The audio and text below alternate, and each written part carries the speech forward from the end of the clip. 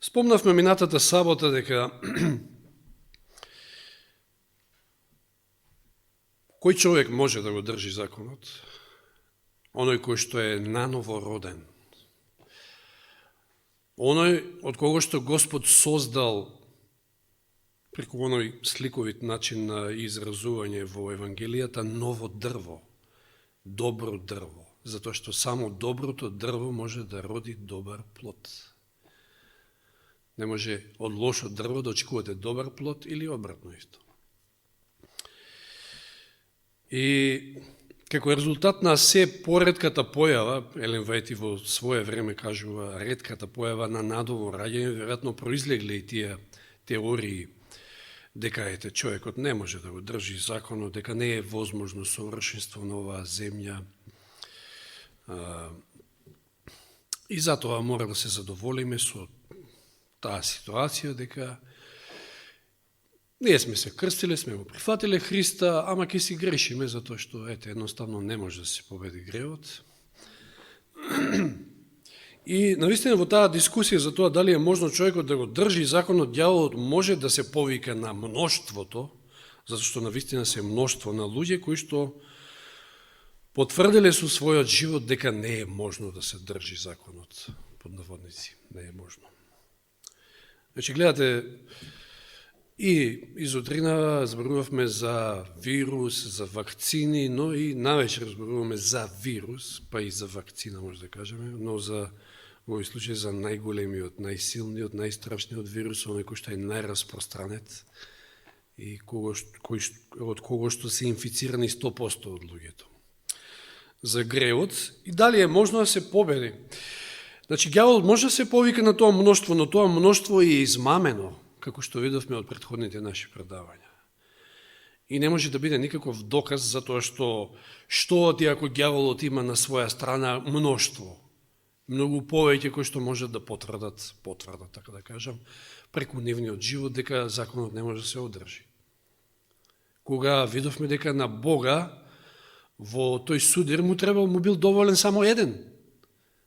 Го видели, го забележали мојот слуга Јов, ако се сеќавате на тоа прво предавање. Но не е само Јов. И знаеме дека многу пати, односно скоро и 100% од случаите во Библијата, мноштвото, мнозинството не било во право. И не само во Библијата. Еве ќе спомнам еден пример од човечкото живење, од историјата. Сте слушнали, ако не сте слушнали, ќе се сетите, кога ќе прочитам за браќата Вилбур и Орвил Рајт. Јани потврдува. Значи, до тамо почетокот на 20. век, подсмешливо дори било, подсмешливо гледали на луѓето, на обидите и на идеите воопшто дека човекот може да лета. Освен со балон, со помош на жежок воздух, било можно. Меѓутоа не таков тип на летање, туку со машина, која што е потешка од воздухот. И знаете, имало многу не успешни обиди, но успеале овие браќа Рајт. И затоа се едни од најзначените личности на 20. век и едни од најзаслужните за развојот на воздухопловството во последните 100 години. Ако не беа тие, веројатно ќе беа некои други, меѓутоа може да кажа, ако не беа тие, ако не се измислеше машина која што може да лета, тогаш не знам како брат Миле ќе ни дојдеше од Америка. Веројатно со брод и ќе мораше да патува многу денови и месеци, да. Со тоа допринели за напредокот на целата економија и на технологијата во денешниот свет. На 17 декември 1903, замислете си, 1903, значи неколку месеци после востанието во Крушево, Крушевската република и Црешевото топче. 17 декември 1903 со леталото Flyer 1 или 1, Орвил го извршил првиот лет со машина потешка од воздухот. Првиот лет бил долг. Знаете ли колку долго летале? Значи 36,5 метри успеале да прелетаат. И траел само 12 секунди. Иако летот бил мощне кус со ова, се извинувам, со брзина од 48 км на час, на височина од 2,5 до 3,5 метри летале и траело, значи, сето тоа летање само 12 секунди, доека не слетале, не удриле, да кажем, тлото. Иако летот бил мощне кус со ова, тие ги кронисале бројните напори од тоа време за изработка на летечки машини и со тоа влегле во историјата на воздухопловството. Значи, не теоретизирале само, туку потврдиле на дело дека е можно. И така почнала, значи, таа една цела нова индустрија на производство на машини или авиони, да кажеме, нели, за летање. Не знам како мали, може би сте имале така некои замисли да летате, па може сте скокале од малку повисоко и сте осетиле колку може човек да лета и јас сум имал тоа чувство, ама веројатно било вродено, пак ќе кажам, од Господа, затоа што ние еден ден ќе летаме стварно. Некако Супермен или како не знам, ете некој направи што ги има денеска, не мора да е авион, значи гледате како се понапред оди технологијата, туку, не знам, со мислите ќе летаме, со мислите ќе патуваме. Тоа ќе биде неверојатно. Денеска е недостижно она патување со брзина на светлината, а камоли со брзината на мислата. Не знам. Како и да е, поентата ми е дека тие докажале дека можат, иако мнозинството било скептично и дори ги смејувало таквите обиди. Така и Господ Бог докажал дека може, самиот тој, испраќајќи го својот син Исус на оваа земја, меѓу другото, да докаже и да покаже дека е можен, победоносен живот, живот без грев. И дали го приметивте оној коментар од стихот од 17 јануари, значи тоа беше 2 Петрово 1:4 стихот, ја пак ќе прочитам некои делови. Спасителот ги зел на себе сите човечки слабости и живеел безгрешен живот. Со сите човечки слабости. Живеел безгрешен живот. И затоа луѓето не треба да се плашат дека не се во состојба да победат само заради слабостите на човечката природа. Затоа што можат, како што Исус можел. Во него немало ништо што би му одговарало добро. Дури не во мислите не се согласил, значи, на греф, не попуштал на искушението, така можеме, вели и ние. Значи, ако можеме, можеме. Не стои џабе дека можеме. Христовата човечка природа била соединета со божествената. Тоа е клучот. Господ сака да ние земеме удел во божествената природа. Бил подготвен за борба со помош на Светиот Дух кој живеел во него. Тој дошел да ни помогне нам да имаме дел во божествената природа. Се додека сме соединети со него со вера, гревот нема повеќе власт над нас. Сега, веројатно, ова искуство е доста ретко, за жал, и затоа и луѓето запаѓаат во такви теории, лажни теории, лажни учења, дека не можеме да го победиме гревот, што всушност е таа голема, суптилна, фатална лага на ѓаволот, уште од почетокот. Сега, како што видовме од цитатот, тоа е инаку цитатот, дел од цитатот, не знам сега може и поголемиот дел, е од Здравје и среќа на 180 страна, тоа што го прочитав пред малку. Значи, Исус морал да биде како еден од нас, за да докаже и покаже пред целата Вселена и на ѓаволот, на неговите аргументи, дека може човекот да го држи Божиот закон. И еве да прочитаме Евреите 2:17, познати стихови, че ова е неминовен дел кој што не може да се избегне кога станува збор за оваа тема победа над гревот. Евреите 2:17. Иако сме зборували на овие теми. Затоа требаше во се да стане како своите браќа. И што е тука нејасно? Во се требаше да стане како своите браќа. Подоцна малку повеќе ќе го разгледаме овој стих, но еве да читаме Евреите 4:15, исто познат стих. И зашто немаме првосвещеник кој не може да сочувствува со нашите слабости, значи Исус, кој што не може да се чувствува, значи немаме таков првосвещеник, кој не би можел да се чувствува со нашите слабости, туку кој бил искушен во се, како нас, освен во гревот. За да биде искушен во се, морал да ги има сите наши слабости. Морал да имал тело како нашето, природа како нашето. Што кажува самиот за себе, односно пораката, еден од стиховите, од силните стихови во Јован 15 глава, 5 стих, кога ја кажува она слика со лозата, прачките, вели, јас сум лозата во 5 стих, а вие сте прачките. Исус ни порачува и ни вели, кој останал во мене и јас во него, тој дава многу плод, зашто без мене не можете да направите ништо. Тоа е пораката Исусова до нас. Но истиот тој Исус во Јован 5.30, значи ни дал совршен пример, кажал вакво нешто, Јован 5.30. Јас за себе, вели, ништо не може да правам сам од себе. Значи, ќе рече некој, тој он беше Бог, па затоа и можеше. Не, тој се откажа од сите тие атрибути божествени. И не правеше ништо, и не можеше да направи ништо сам од себе. Каков пример и за нас.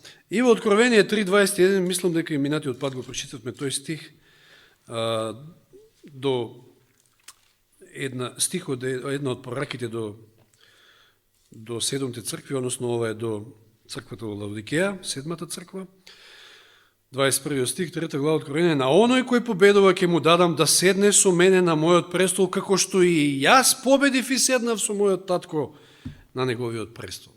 Како што јас победив, така и вие можете. Христос победил и останал целосно послушен на таткото и како човечко суштество. Исто таква послушност, каква што Христос покажал кон својот небесен татко, се бари од човекот. Човекот не може да победи во искушението ако неговите човечки способности не се придружени со божествена сила. И само така Јов можел да победи, да се одржи. И не само Јов, и секој друг човек. Така било и со Христа, дури и со него било така. Тој секогаш, значи, се повикувал и се бил засилен од божествената сила, за да може да издржи и да победи. Тој не ја задржал својата божествена сила кога се родил во човечко тело.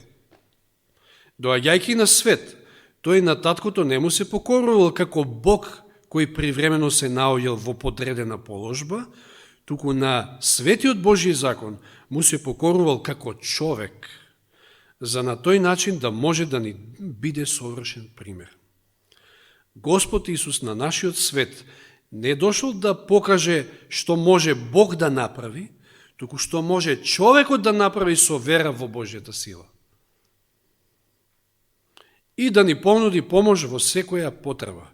Со вера во Христа, човекот станува соучесник во божествената природа и може да го победи секое искушение на кое ќе наиде во животот. Че нема искушение кој што ние не можеме да го победиме, но само со божествена сила. Како што тоа Исус го правил и ни оставил пример. Значи, тој морал, за да одговори на овие аргументи на ѓаволот, да биде како еден од нас, и за да му докаже и нему и пред целата вселена да покаже дека Божиот закон може да се одржи, не дека Бог барал нешто невозможно од своите созданија, и да покаже и докаже уште еднаш дека ѓаволот е лажец од почетокот и убиец. И тоа ни за влакно не можел Исус да биде поинаков од нас, за да го докаже сето ова. Видовме, пак ќе прочитаме оној стих во Евреите 2.17, во се требаше да стане како своите браќа. Сега тука клучното е, за да се разбере ова, кои се Христовите браќа. Че тој морал во се да стане како Христовите браќа. Дали Христос се родил, дали Христос дошол на оваа земја како телесен човек? Мислам, во тело, ама не како телесен. Туку од старт бил духовен, роден од Духот Свети. По тело, да, бил од Марија, со сите своји слабости, човечки слабости. И затоа клучно е да се одговори на прашањето кои се Христовите браќа.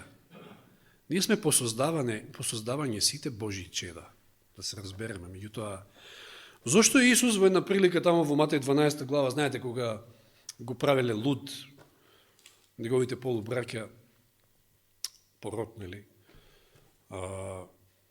дека ете оди по куќите тамо, не знам што прави.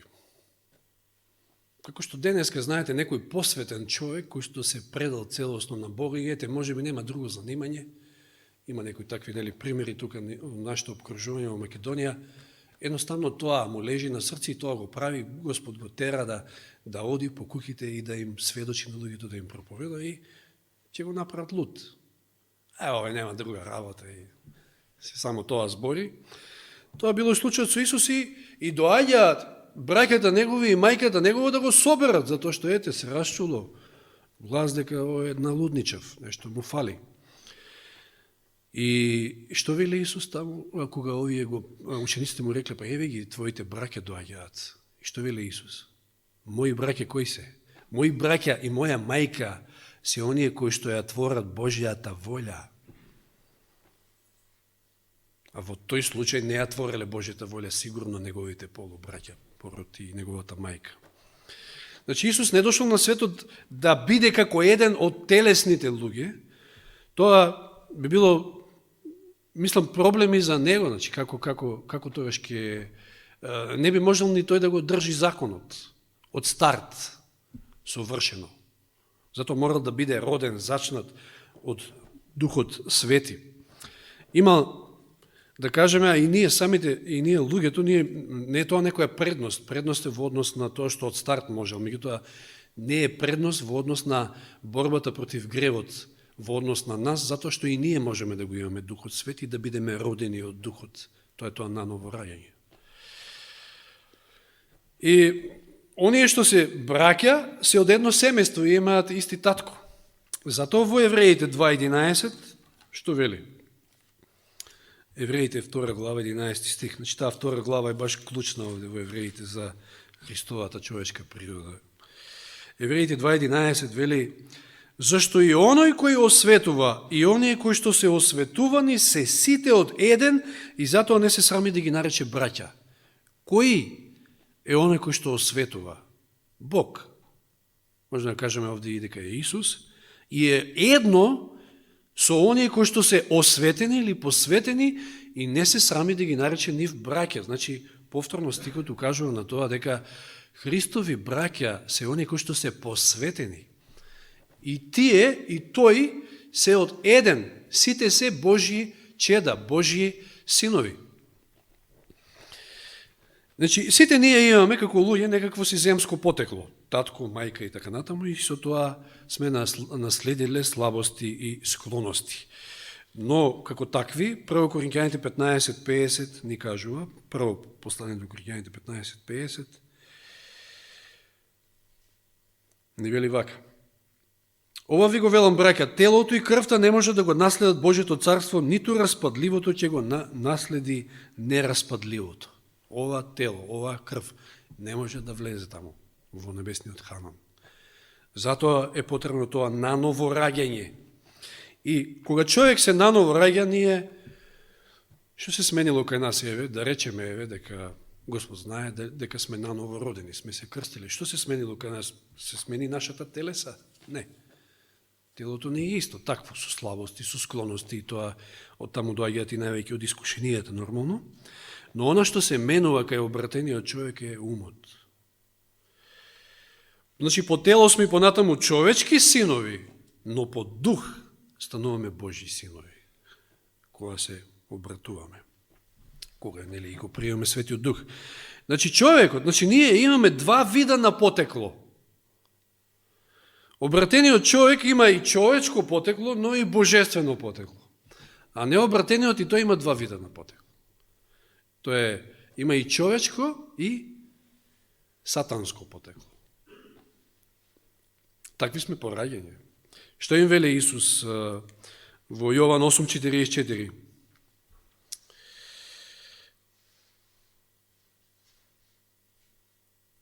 Вие потекнувате од вашиот татко ѓаволот. Ама одговор директно. Вие потекнувате од вашиот татко ѓаволот и сакате да ги исполнувате желбите на татка си. Тој беше човекоубиец од почетокот и не остана во вистината, зашто нема вистина во него. И кога зборува лага, зборува самиот од себе. Тој е татко на лагата.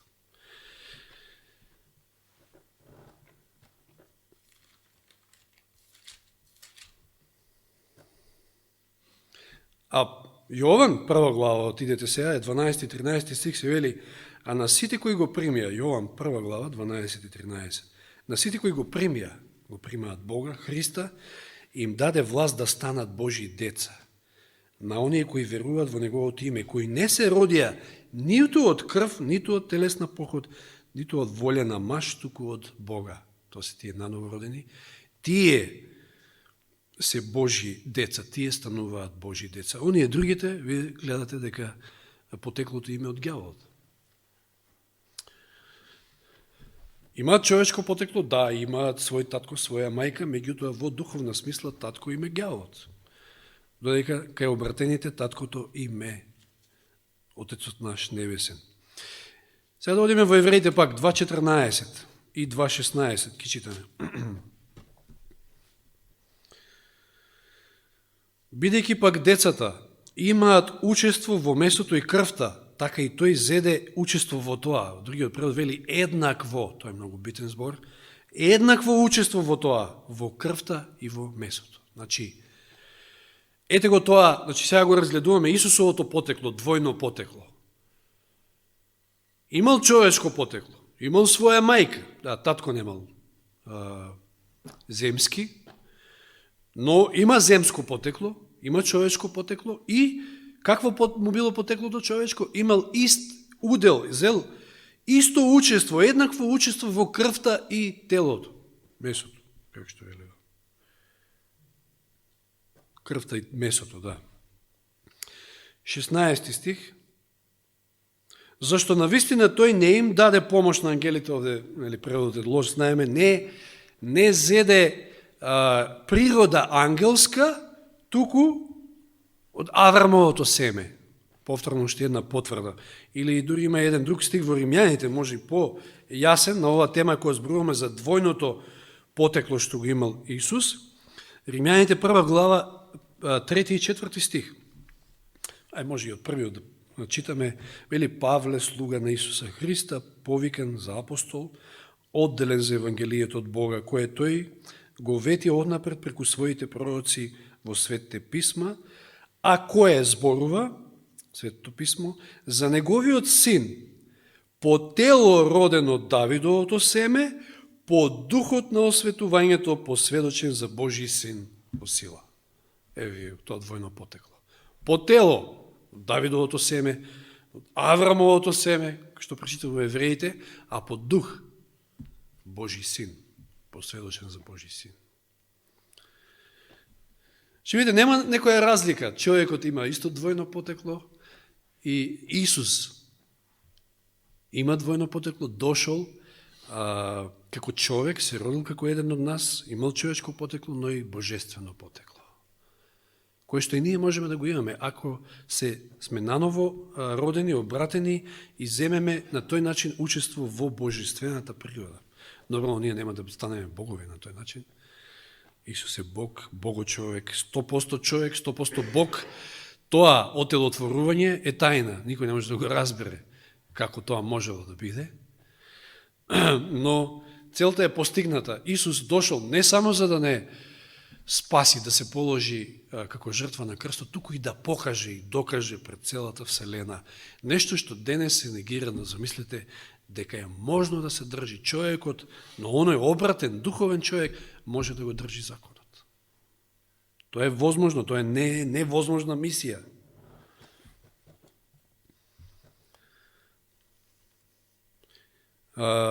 За Божиот син, еве го цитатот, познатиот цитатот Копнежот на вековите 49 страна. За Божиот син би било речиси бескрено понижување, кога би зел човечка природа, дури и тогаш кога Адам во својата невиност живеел во Едем. Тоа би било понижување за него. Знаете какво понижување? Ѓаволот тврди дека човек не може да го држи законот и сега Исус доаѓа како супермен, под наводници, нели, тука, во непадната природа и сега што? Се бламира пред дјаволот, пред целата вселена, може да го држи човекот. Как? Кој човек?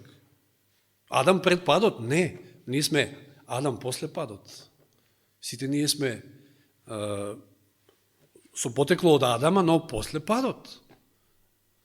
Ние самите се раѓаме не во гревот, туку во грешна природа.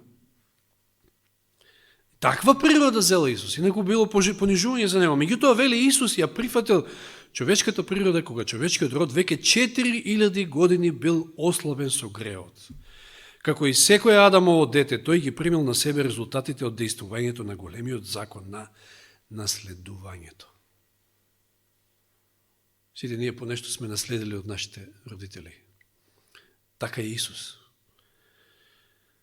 Какви биле овие резултати, покажано во историјата на неговите земни предци, тие резултати на наследување. Тој дошол со такво наследство. Само погледнете ја генеалогијата, мислам, од кај потекнува Исус, кои се негови предци, па ќе видите што се е имало таму. Од проститутки до не знам што се не. Значи, сите оние слабости, сите оние човечки слабости. Какви биле овие резултати, тоа го прочитавме, тој дошол со такво наследство да ги дели нашите таги и искушенија и да ни даде пример на безгрешен живот. Појасни не може да бидат овие зборови. Значи, не постои никаква разлика меѓу неговото човечко потекло и нашето. И заради тоа со право може да се нарече и наречен син човечки. Но од друга страна, беше и е Божји син. И тоа со вечно постојање. Значи, никојаш не погрешил. Тоа што он се родил во тело, не значи дека почнал да постои од тоа. Знаеме дека Исус е вечен. Нели во една прилика им вели, па во таа истата глава, Јован 8 глава, кој им вели, од кај ти го познаваш Аврам, па јас сум уште пред Аврам. И што? Зедоа да го каменуваат, затоа што се прави Бог. Но, меѓутоа, Исус е тоа. Беше и е. Јас сум, вели таму. Го користи она што само Бог може да го искористи. Секогаш постоечки. Нема за Бога ни минато, ни иднина. Секогаш постоечки. 1 Јованово 3.16, привршуваме, толку и време имаме. Се извинувам, 1 Тимотео 3.16. Послание.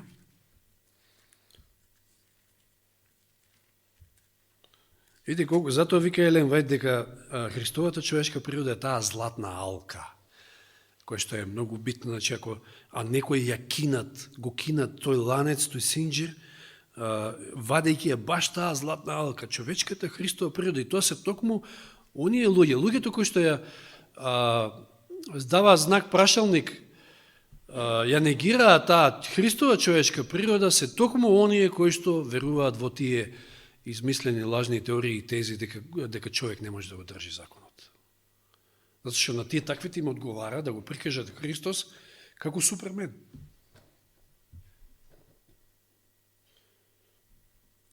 Кога вели дојдете, земете го крстот и следете ме,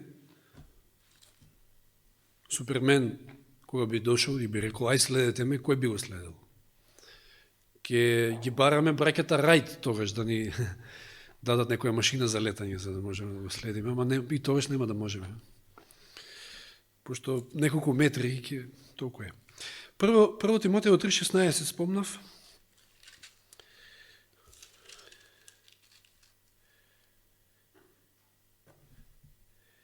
И по општо признание, голема е тајната на побожноста. Оној кој се јави во тело, беше оправдан во духот, им се покажа на ангелите, беше најавуван меѓу народите, поверуван во светот, беше вознесен во слава. Исто еден убав стих.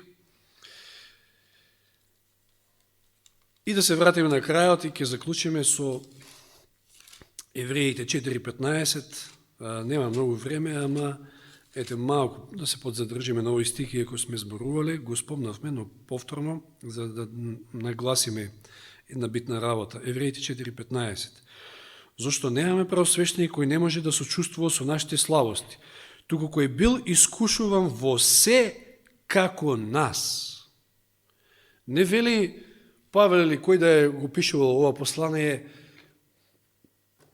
имаме правосвещеник, кој имаме Исуса, кој што беше искушуван во се како и јас. Не. Вели во се како и нас. Затоа што јас немам исти искушенија како брат Зоран или не знам како брат Дејан таму или било кој. Ниту па тој има исти искушенија како мене, затоа што тој има своји слабости, ја имам мои слабости. Ама Исус бил искушуван и во неговите слабости, и во моите слабости, и во слабостите на брат Зоран. Замислите си која е. Значи нема нешто во што не бил искушан. Па за да не може да не разбере. Значи јас од тука дури поаѓам, не мора да нит сум некој теолог, нити пак се бавам со некоја тешка теологија, вие ме знаете добро. И од тука поаѓам од таа едноставен факт, значи за да некој мене ме разбере во своите слабости, еве сочувствува во нашите слабости, како што вели стихот, тој треба да биде тука до мене и да биде како еден од мене, да поминал низ тоа што јас сум поминал. Епе како можел Исус во некоја поинаква природа од нашата да ги помине искушенијата и неприликите како некој од нас. Не е можно. Многу убав е оној приказ со скалата, што Јаков ја видел, како ангели одат нагоре надолу. И што вели таму Јован во првата глава, таа скала е Исус. И таа скала ни за едно скалило, не фали ни едно скалило од скалата да фали долу, да не допира до земјата, или да фали горе тамо да не допира до небесата. Не, поврзана е земјата и небесата. Тоа значи тоа е таа скала Исус. Бил и човек 100% и Бог 100% и само така можел да ја премости тој јас кој што настанал со падот во грев. Исус ни дал совршен пример и само така можел, доаѓајќи во човечка природа како и нашата, покажувајќи, давајќи ни пример дека и ние можеме по потекло од ѓаволот, ама сепак да земеме учество во божествената природа и да станеме негови чеда, Божи чеда, браќа Христови и наследници и сонаследници со него, тоа го вели еден друг стих. Можеме ли да бидеме совршени? Можеме ли да победиме? Тоа е убавината и тоа е радосната вест на Евангелието. Зошто? Евангелието, ако и каква радосна вест ќе биде таа, ако застанеме тука и да речеме, чекај сега, најголем проблем кој е? Гревот е најголем. Има ли решение? Нема, значи не можеме да победиме. Нема решение. Не. Еве го решението, го гледаме, го видовме. И Јов не би можел без Бога. Че Јов не е совршениот пример е Исус. Затоа морал да земе природа како и нашата и да покаже дека е можно. Нека му е слава, нека му е слава на Бога. Амин. Боже и Господе наш, Ти благодариме за се. Секоја слава и чест Тебе Ти припаѓаат за се, Господи. За тоа како совршено Си не создал. И не само што Си не создал нас како круна на Твоето создавање и се друго живо, туку и не одржуваш и нас и се друго што е живо. Во живот, давајќи енергија, давајќи живот на секој атом, секоја клетка, на се. И не само тоа, Господи, неизмерно сме Ти благодарни што оттргнувајќи се, откинувајќи се од тој живот поради нашата грешност, поради нашиот грев и своеглавост, Ти не остави сами на себе, туку се понуди да помогнеш, подготви совршен план на спасение, кој што секој дел е така добро вклопен и ништо не може да се извади, ниту пак нешто може да се додаде.